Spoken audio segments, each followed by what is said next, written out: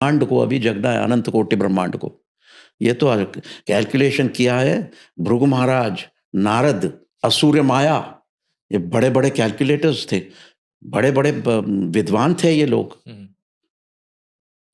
फिर वराहमिहिर कहा जाता है कि ये अपने जो ऋषि हैं, क्या नाम है इनका, वशिष्ठ ऋषि, महाशक्ति, व्यास ऋषि के जो पिता हैं,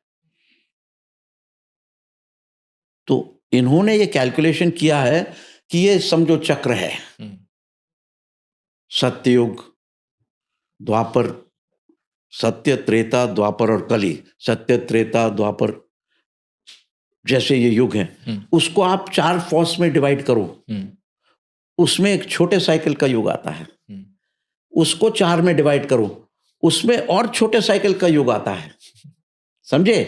तो ये युग अब हो गया है कि 2032 में सत्ययुग की शुरुआत होगी। तो this is a smaller cycle with in a cycle, with ब्रह्मांड को अभी जगना है, अनंत कोटि ब्रह्मांड को। ये तो कैलकुलेशन किया है भृगु महाराज, नारद, असुर माया, ये बड़े बड़े कैलकुलेटर्स थे, बड़े बड़े विद्वान थे ये लोग। फिर वराहमिहिर कहा जाता है कि ये अपने जो ऋषि हैं, क्या नाम है इनका, वशिष्ठ ऋषि, महाशक्ति, व्यास ऋषि के जो पिता हैं,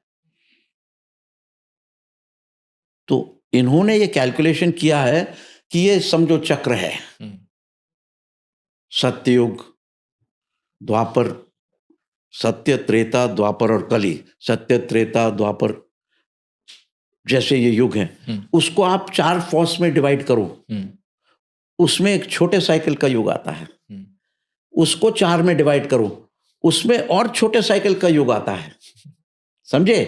तो ये युग अब हो गया है कि 2032 में सत्ययुग की शुरुआत होगी।